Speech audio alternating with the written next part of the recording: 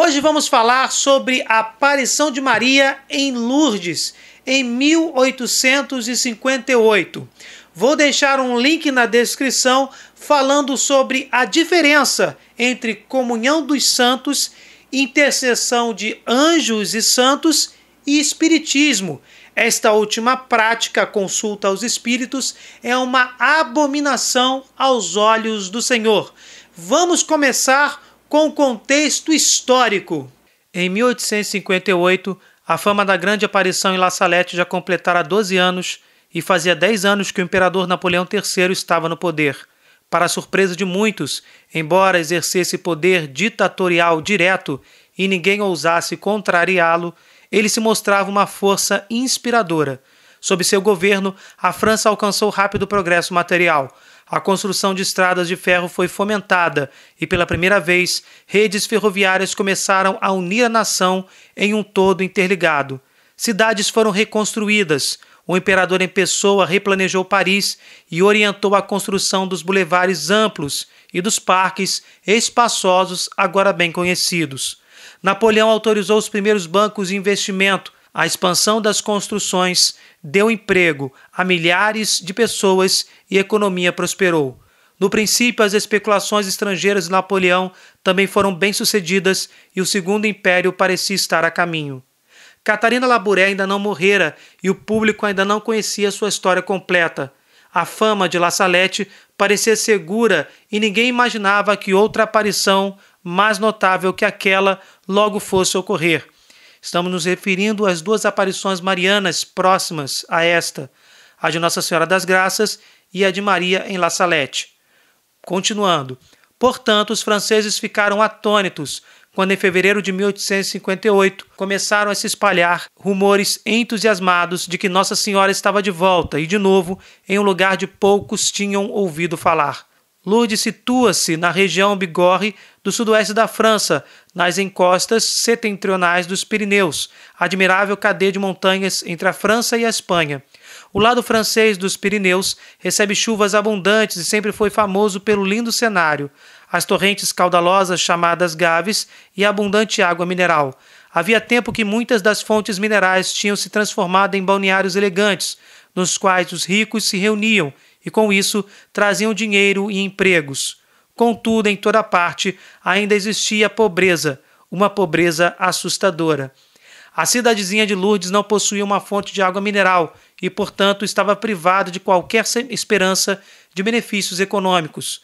Mesmo assim, parece que era uma cidade idílica nas margens do Gave de Pau, ligadas pela torrente La Paca, no lado oposto do qual estavam o hospital e a escola das Irmãs de Nevers. No frio dia de inverno de 11 de fevereiro de 1858, 3 garotinhas mal vestidas saíram da cidade e atravessaram uma ponte para chegar ao promontório rochoso, que na ocasião estava cercado pelas águas geladas do Gave de Pau. Foram lá catar gravetos e galhos para queimar e ossos descartados para fazer sopa, embora outros antes delas já tivessem feito o mesmo. As 3 estavam bastante desnutridas. Não esqueçam este detalhe: não existia fonte de água mineral na cidade de Lourdes. Na extremidade oeste do promontório, mas do outro lado da torrente menor, existia um penhasco chamado Massabielle. O rochedo tinha uma área oca, citada como caverna ou gruta, diante da qual havia um pouco de mato e uma roseira silvestre quase morta. A menina mais velha foi até lá catar alguns gravetos. Quando as outras 2 garotas foram procurá-la, viram-na ajoelhada diante da gruta, com o rosto voltado para cima. Correram até ela, pensando que estivesse machucada. Encontraram-na paralisada, com os olhos dilatados, e não conseguiram mover-lhe os braços. Apavoradas, começaram a gritar. A garota paralisada era Bernadette Souburous, que dali a 2 semanas se transformaria de maneira defensável na maior vidente de todos os tempos, e a caverna simples se tornara a mais notável e majestosa gruta da história. Em 12 dias, o pobre lugarejo de Lourdes, com menos de 300 habitantes, seria invadido por mais de 20.000 romeiros e um mês depois por 50.000. Vamos conhecer agora a história da vidente Bernadette. e desde já peço desculpas pela pronúncia das palavras em francês. Os primeiros anos de Bernarde Marie Soubirous, conhecida na história simplesmente como Bernadette, foram de pobreza assustadora e penosa. Ela nasceu em 7 de janeiro de 1844, primeira dos 8 filhos de François e Louise Soubirous, no Moinho Bolle, onde o pai trabalhava e a mãe vivia. Quando ela estava com 8 anos, o pai perdeu a visão do olho esquerdo em um acidente no moinho e 2 anos mais tarde, quando Bernadette tinha 10 anos, foi demitido do moinho, de onde a família foi expulsa. Isso os forçou a viver em pobreza cada vez mais extrema. A aparição a Bernadette está muito bem documentada, na verdade excessivamente documentada, e isso significa que existem várias versões. A própria Bernadette escreveu 4 versões, cada uma delas um pouco diferente das outras em pequenos detalhes. A primeira em 1861, depois que aprendeu a ler e escrever. Em suas próprias palavras, o que Bernadette viu primeiro no meio da gruta foi uma luz suave, que notara em 2 outras ocasiões em que viera catar coisas. Desta vez, uma linda moça apareceu dentro da luz suave. Quando a linda moça acenou para Bernadette, esta ficou amedrontada e não respondeu. Entretanto, todas as fontes concordam que as 2 companheiras a encontraram ajoelhada e em êxtase. Uma das garotas era a irmã de Bernadette e a outra a fuxiqueira Joana Badi. As 2 meninas sacudiram-na até que Bernadette voltou a si e lhes contou o que vira. A caminho de casa, aparentemente Bernadette encontrou outra irmã e mais uma vez contou ter visto a bela moça dentro da luz suave. A irmã contou à mãe.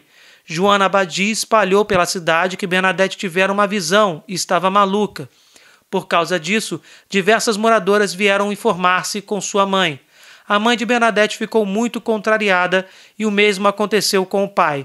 Bernadette foi proibida de voltar a Massabielle. E por precaução, como aviso, talvez como demonstração para as mulheres curiosas, a mãe bateu nas 2 meninas por contarem mentiras. Porém, na tarde seguinte, Bernadette mencionou o assunto ao sacerdote no confessionário e lhe pediu para contar ao pároco, padre Peramale, que não mostrou interesse. No domingo 14 de fevereiro, Bernadette deu um jeito de conseguir a permissão do pai para voltar a Massabielle com as mesmas 2 garotas. Outras 7 as acompanharam, mas desta vez levaram água benta.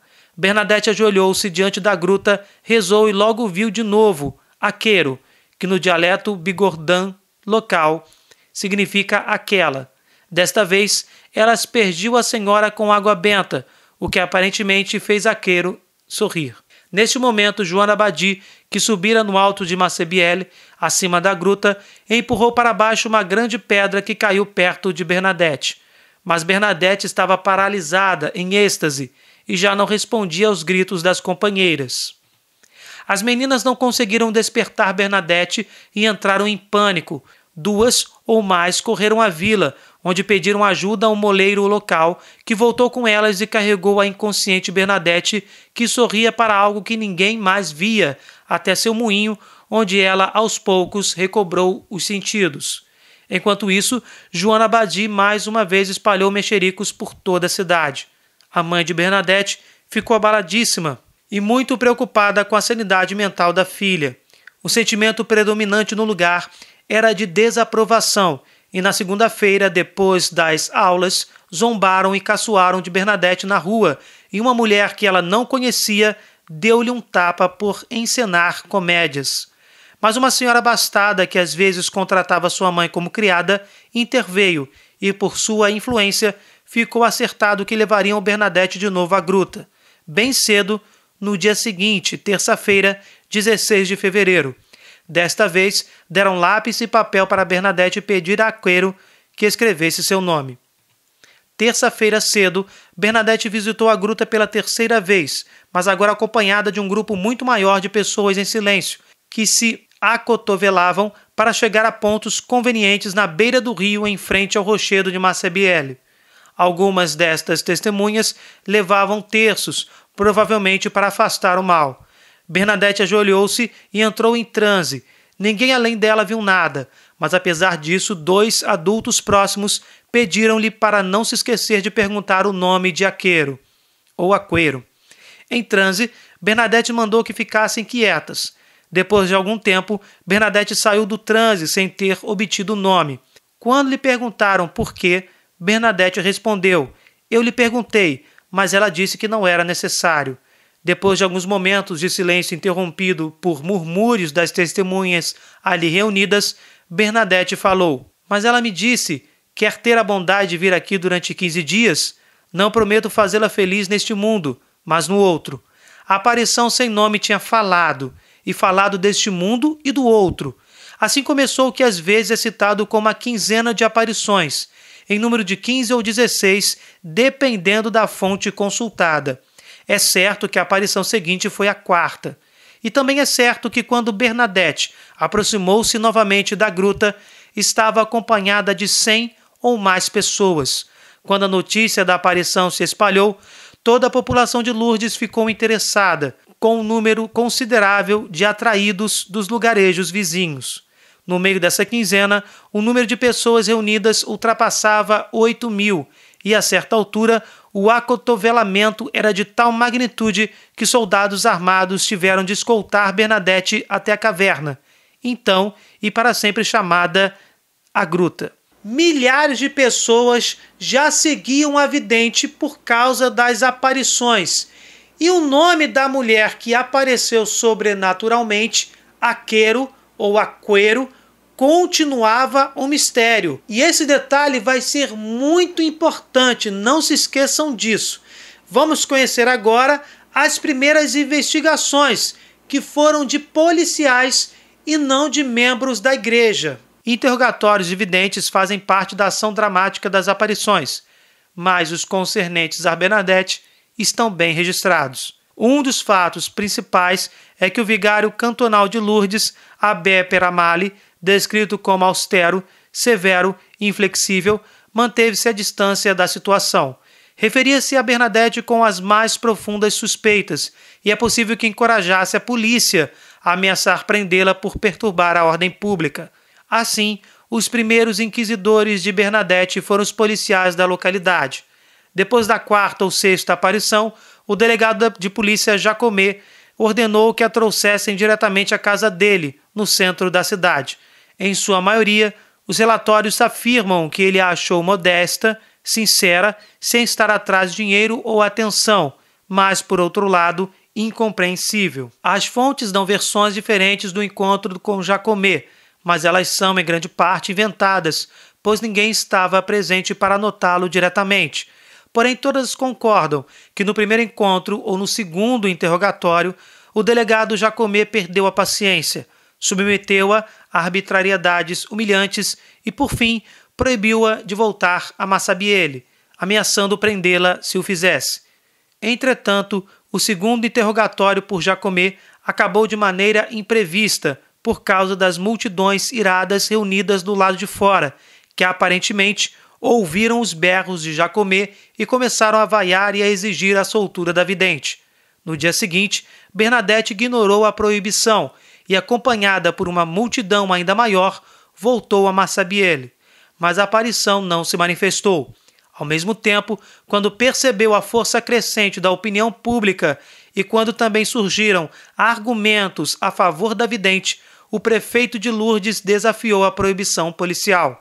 De qualquer modo, no sexto dia da sequência de aparições, as autoridades civis de Lourdes viram-se preocupadas apenas com questões do controle de multidão, quando os romeiros começaram a chegar em grande número. Depois da nona aparição completamente atordoante, que vamos descrever mais adiante, Bernadette foi mais uma vez chamada para interrogatório, desta vez pelo promotor público imperial da cidade, uma situação mais séria.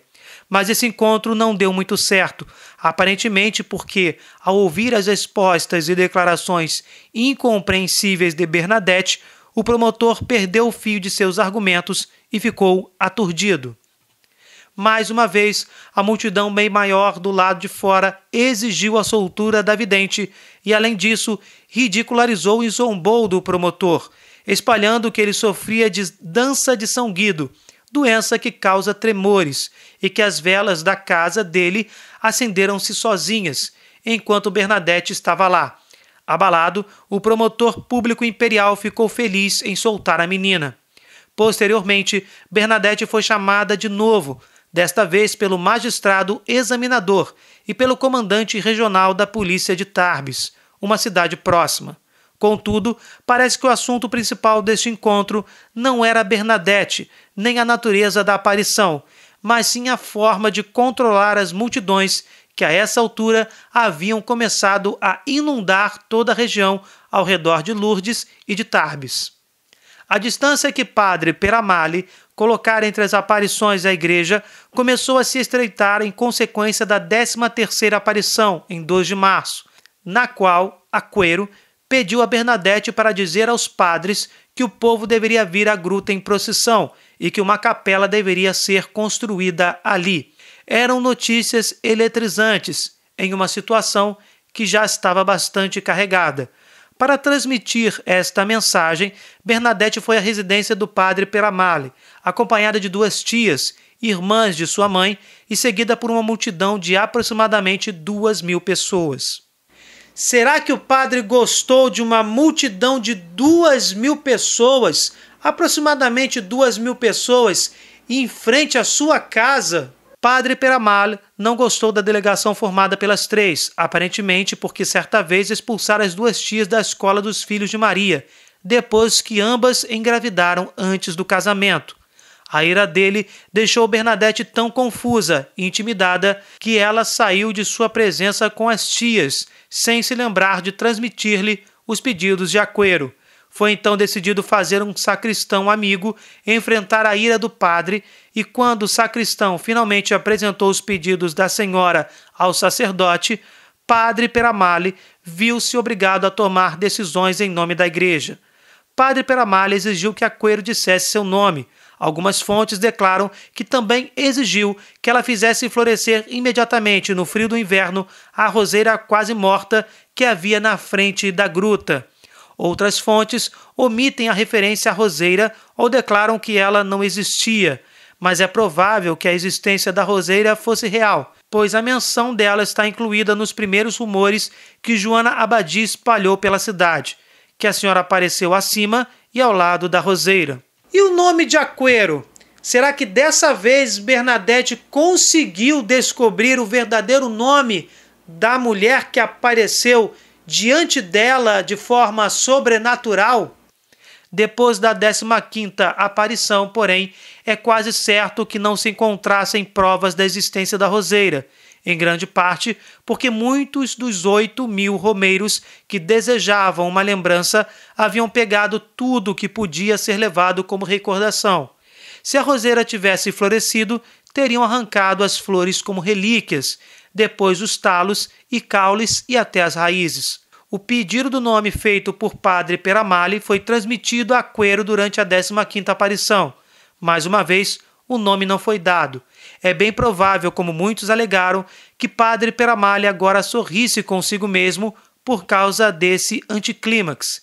De qualquer maneira, ele agora achava que não eram necessárias decisões eclesiásticas sobre a aparição e que Bernadette estava no fim. Embora Bernadette voltasse todos os dias a Massabielle, parecia que as aparições da quinzena tinham cessado, para grande desapontamento das multidões cada vez maiores. Entretanto, a ação dramática em Lourdes não terminara de modo algum e, na verdade, estava apenas começando. A 9ª aparição ocorreu na quinta-feira, 25 de fevereiro, ou na sexta-feira, 26.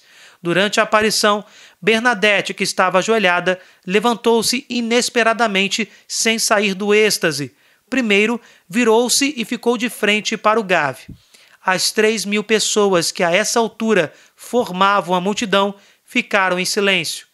Viram-na olhar um momento para trás, para a aparição que ninguém mais via, como se pedisse instruções. Depois ela sacudiu a cabeça numa espécie de assentimento. Começou a mover-se de novo, desta vez em direção à gruta onde quase entrou. Ajoelhou-se em um lugar seco e pôs-se a cavar febrilmente com as mãos.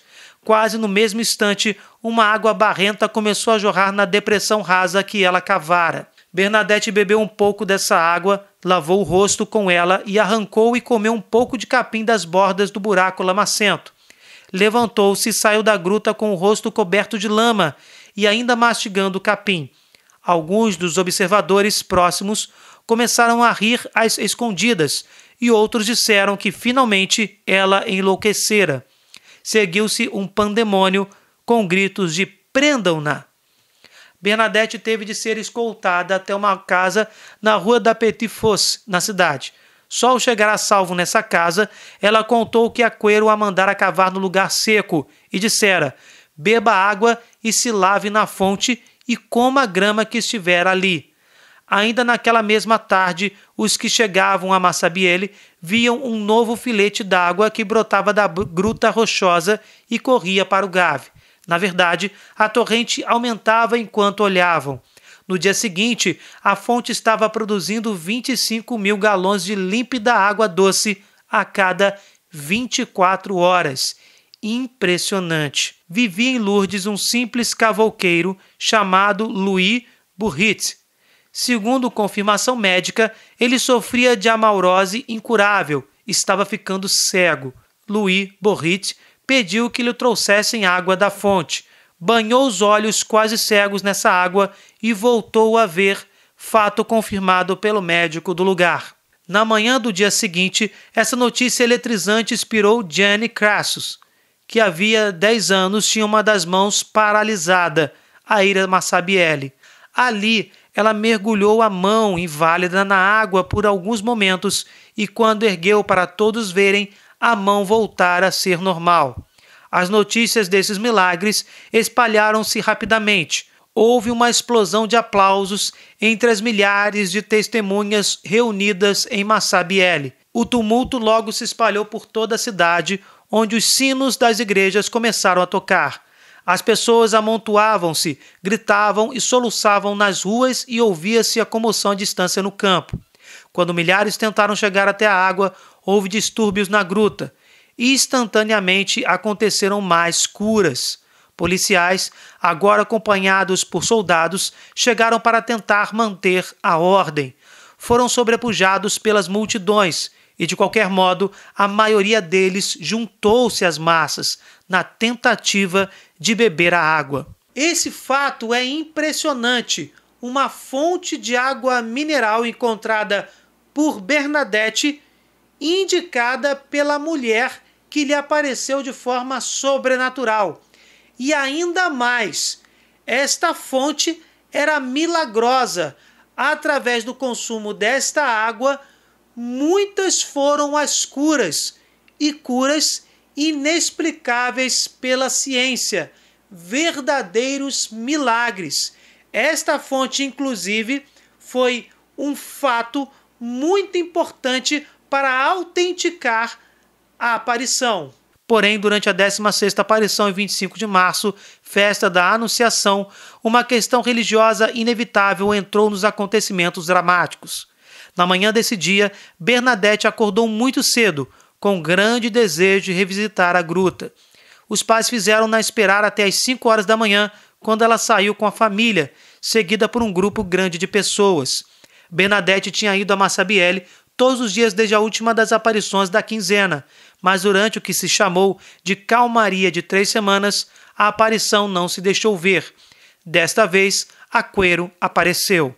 Embora os detalhes registrados divirjam quanto ao porquê, desta vez parece que Bernadette estava disposta a descobrir quem a senhora era e lhe fez 3 vezes esta pergunta: "Senhora, quer ter a bondade de me dizer quem é, por favor?" Aquero começou a rir, mas quando Bernadette repetiu a pergunta pela 4ª vez, a senhora parou de rir, sorriu e disse no dialeto bigordin as seguintes palavras: "Que soy era Imaculada Concepción." Ao ouvir isso, Bernadette levantou-se imediatamente e, seguida por um grande cortejo de pessoas ansiosas, apressou-se a voltar à cidade, repetindo as palavras em voz alta inúmeras vezes, a fim de não esquecê-las. Ao chegar à cidade, ela e um grupo de olhos arregalados irromperam na casa do padre Peramale. Bernadette levantou os olhos para ele, que abaixou os seus para olhá-la, e ela disse simplesmente: "Eu sou a Imaculada Conceição." O nome de Aquero era Imaculada Conceição. Desta forma se descobriu que se tratava da Virgem Santíssima. E mais, esta aparição indiretamente confirmou um dogma mariano. Impressionante como uma menina com pouca instrução poderia entender a magnitude do dogma da Imaculada Conceição. Falando sobre dogmas, é bom lembrar que dogma é uma certeza da fé, não é algo imposto. Há uma série de estudos anteriores que a igreja faz, que o magistério da igreja se debruça para depois, com o auxílio do Espírito Santo, proclamá-lo como um dogma, como uma certeza da fé. Padre Peramale ficou chocado, pois ali não só havia uma questão religiosa, mas uma questão religiosa importante, sobre a qual era impossível que a Bernadette analfabeta soubesse alguma coisa. A questão é complicada, desagradável mesmo. Desde pelo menos o século XIV, o dogma da Imaculada Conceição da Virgem Maria era fonte de controvérsias. Admitia-se que Jesus fora concebido de maneira imaculada, isto é, sem pecado, desde o momento da concepção. A questão era se Maria também fora concebida imaculada. A senhora havia finalmente se identificado como a Imaculada Conceição, o que significava que ela era, na verdade, a Santíssima Virgem Maria, mãe do Salvador e mãe de toda a Igreja Católica Romana também. Não há dúvida que Bernadette não entendia nada disso, pois o sentido teve de lhe ser explicado muitas vezes, e antes de entrar para a escola local das Irmãs de Nevers, onde aprendeu a ler e escrever, ela nunca entendeu muito bem suas implicações. Durante algumas semanas, a gruta foi barricada pelas desgastadas autoridades, não tanto para desencorajar a devoção, mas para conter os problemas de imundície e saúde pública provocados por milhares de visitantes. A preocupação maior era com o surto de cólera. Ninguém realmente sabia o que fazer sobre o lugar. Iniciaram-se discussões calorosas entre as autoridades locais e os devotos sobre o que devia ser construído ali. Logo que a fonte começou a jorrar e curas foram relatadas, artesãos locais projetaram, para conter a água, um tanque equipado com canos de descarga e uma tábua para colocar em velas. Fendas foram executadas na gruta, nas quais dinheiro podia ser inserido e depois recolhido e entregue ao antes relutante padre Peramale. Todos os dias era recitado o rosário e mais de 50 pessoas alegaram ter visto a Virgem. Outras pessoas alegaram ter visto Nossa Senhora. Os devotos tornaram-se incontroláveis e no início de maio o prefeito de Tarbes ameaçou prender e pôr na cadeia todos os que tivessem visões. O delegado de polícia de Lourdes confiscou todos os objetos votivos e em junho a gruta foi fechada, embora os muros fossem derrubados diversas vezes por devotos vigorosos. Enquanto essas dificuldades continuavam sem solução, a notícia da aparição da Virgem Santíssima e da água milagrosa se espalhou por toda a França. Um acaso acabou por solucionar as dificuldades. Em meados de agosto, a família imperial estava na residência de verão, em Biarritz, a apenas 150 quilômetros de Lourdes. Ali, o príncipe imperial, filho do imperador Napoleão III, então com 2 anos de idade, contraiu perigosa insolação acompanhada da ameaça de meningite. O imperador, ou é mais provável, a imperatriz, enviou a preceptora do infante a Lourdes, onde ela falou primeiro com o padre Peramale e depois com Bernadette. A preceptora foi então até a gruta e, em nome do imperador, ordenou que os guardas enchessem um garrafão com a água, tirando-a o mais de perto possível do centro da fonte.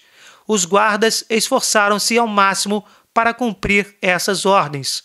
O infante real foi borrifado várias vezes com água e prontamente se recuperou.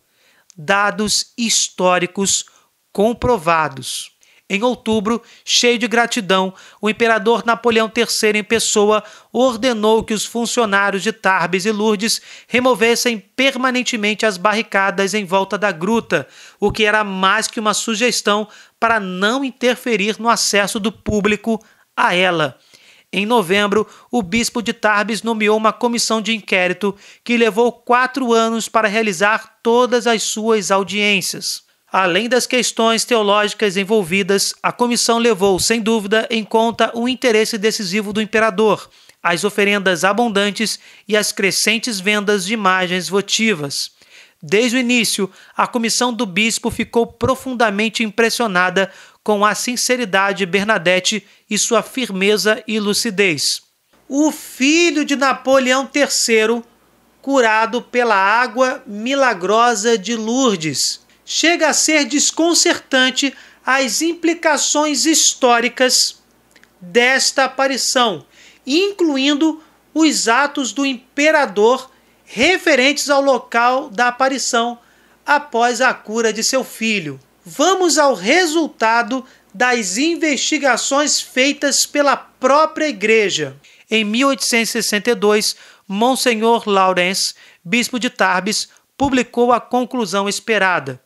Julgamos que Maria Imaculada, Mãe de Deus, realmente apareceu a Bernadette em 11 de fevereiro de 1858 e em dias subsequentes, 18 vezes ao todo.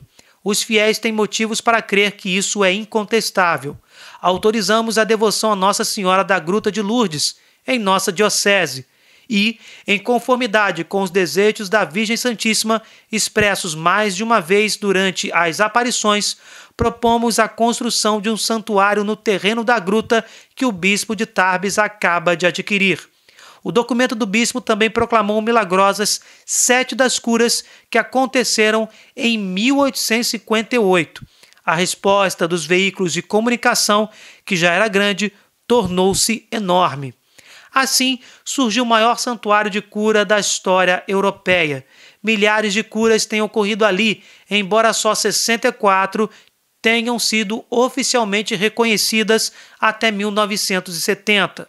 Enquanto a comissão estudava a questão, em julho de 1860, Abbé Peramalho e o prefeito de Lourdes persuadiram a madre superiora do convento das Irmãs de Nevers a aceitar Bernadette como interna. Bernadette tinha 16 anos e ainda era ignorante como um bebê no berço. Assim, com tristeza, ela deixou a família, uma família cheia de brios que, apesar de desprovida de recursos, recusou-se a aceitar qualquer ajuda, exceto a casa mais salubre conseguida pelo abbé. No convento, Bernadette teve de receber muitos visitantes, pois os inquéritos e as investigações agora da igreja estavam em andamento. As irmãs admiravam sua humildade e resistência durante as entrevistas cansativas. Esta vidente comportava-se como instrumento apropriado da Mãe Santíssima. Sofria cada vez mais ataques de asma e na primavera de 1862 os pulmões se inflamaram. Quando recebia a unção dos enfermos, abriu os olhos, pediu água da fonte, bebeu-a e ficou curada. Mais tarde foi transferida para a sede da Ordem Nevers, 500 quilômetros ao norte de Lourdes, onde, como irmã Marie Bernard, permaneceu humilde e obscura até a morte, em 16 de abril de 1879, aos 32 anos de idade. No mesmo ano, o único filho de Napoleão, o ex-príncipe imperial, foi atravessado por uma lança e morreu, quando lutava pelos interesses britânicos nas guerras do Luz na África. Tinha 21 anos de idade. O corpo de Bernadette foi exumado pela primeira vez em 22 de setembro de 1909. Estava intacto e teve início o processo de beatificação. Foi novamente exumado em 3 de abril de 1919, 40 anos depois da morte, e continuava intacto, exceto por ligeira descoloração da face, que foi corrigida com cera preservadora. Impressionante! O corpo de Bernadette completamente incorrupto. Um sinal avassalador que legitima a aparição de Maria em Lourdes. Estas curas, inclusive produzidas pela água milagrosa de Lourdes, são tão impressionantes e em um número tão extenso que, inclusive, dobraram a opinião de protestantes. É isso mesmo.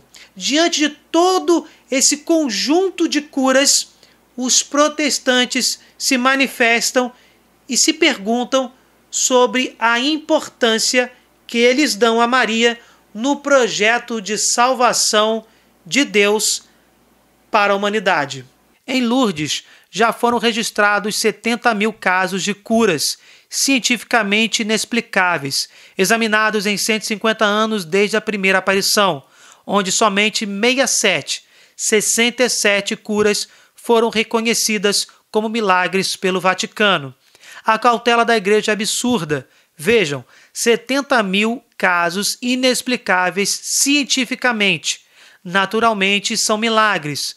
Não são o total de casos de curas explicáveis e inexplicáveis. São só as inexplicáveis. A Igreja só validou 67, apenas 0,095% do total.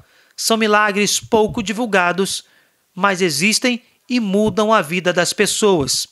A Igreja não as divulga como deveria, porque a fé não deve se basear nos milagres, mas na decisão livre e pessoal de cada um. Como está João 20, verso 29. Jesus disse: "Creste porque me viste, felizes aqueles que creem sem ter visto." Contudo, tais curas milagrosas são um sinal de Deus. Desde 1858 até 2008, só o Santuário de Lourdes recebeu cerca de 700 milhões de peregrinos. Em 2007, aproximadamente 8 milhões. Quem teria condição de contar todas as pessoas que mudaram de vida, se converteram a Cristo após o encontro com Maria Virgem?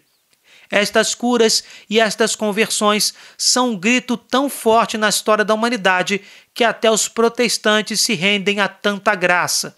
Conheçam, por fim, o Manifesto de Dresden, de 1982, publicado por sábios protestantes estudiosos. Percebam a sabedoria destas palavras. O culto da Virgem Maria, que data dos primeiros séculos do cristianismo e que nunca faltou na Igreja Católica, tomou grande impulso em consequências das aparições de Lourdes e Fátima. Essas aparições encontraram eco no mundo inteiro e sua importância foi posta em relevo durante o ano mariano proclamado por Pio XII. Em Lourdes, em Fátima e em outros santuários marianos, a crítica imparcial se encontra diante de fatos sobrenaturais, que têm relação direta com a Virgem Maria, seja mediante as aparições, seja por causa das graças milagrosas solicitadas e obtidas pela sua intercessão. Esses fatos são tais que desafiam toda a explicação natural. Sabemos, ou deveríamos saber, que as curas de Lourdes e Fátima são examinadas com elevado rigor científico por médicos católicos e não católicos. Conhecemos também a praxe da Igreja Católica, que deixa transcorrer vários anos antes de declarar alguma cura milagrosa. Até hoje, 1.200 curas ocorridas em Lourdes foram pelos médicos consideradas como cientificamente inexplicáveis. Todavia, a Igreja Católica só declarou milagrosas 44 delas. Nos últimos 30 anos, 11 mil médicos passaram por Lourdes. Todos os médicos, qualquer que seja a sua religião ou sua posição científica, têm livre ingresso no Bureau de Constatation Médicale. Acho que é assim que se lê. Por conseguinte, uma cura milagrosa é dotada das maiores garantias possíveis. Qual é, pois, o sentido profundo desses milagres no plano de Deus? Ainda que os números dos milagres conhecidos, autenticados pela Igreja, dos milagres autenticados pelos médicos em Lourdes, pelos milagres autenticados pela ciência, também fora do território de Lourdes, sejam números aproximados, parece que Deus quer dar uma resposta irrefutável à incredulidade dos nossos dias. Como poderá um incrédulo continuar a viver de boa fé na sua incredulidade diante de tais fatos? E também nós, cristãos evangélicos, poderemos ainda, em virtude de preconceitos, passar ao lado desses fatos sem nos aplicar a um atento exame? Uma tal atitude não implicaria grave responsabilidade para nós? Pode um cristão evangélico ter o direito de ignorar tais realidades unicamente pelo fato de se apresentarem na Igreja Católica e não na sua comunidade religiosa? Tais fatos não deveriam, ao contrário, nos levar a restaurar a figura da Mãe de Deus na Igreja Evangélica? Somente Deus pode permitir que Maria se dirija ao mundo mediante aparições. Não nos arriscamos, talvez, a cometer um erro fatal, fechando os olhos diante dessas realidades, não lhes dando nenhuma atenção? Cristãos evangélicos da Alemanha, devemos talvez continuar a opor-lhes recusa e indiferença? Continuaremos a nos comportar de modo que o inimigo de Deus nos mantenha em atitude de intencional cegueira? Não devemos talvez abrir o nosso coração a essa luz que Deus fez brilhar para a nossa salvação? São palavras impressionantes de cristãos protestantes diante das curas operadas por Deus no Santuário de Lourdes. Bem, gente, espero que vocês tenham gostado de todos esses detalhes impressionantes da aparição de Maria em Lourdes. Como já disse, em outras vezes, inclusive, aparições de santos ou de anjos não são dogmas da fé, não são certezas da fé. Esta aparição é uma das 5 confirmadas pela Igreja e nem por isso é um dogma de fé. Acredita quem quiser. Se vocês gostaram, deixe o seu like, compartilhem, se inscrevam no canal. Fiquem com Deus, desculpe qualquer coisa e até o próximo vídeo.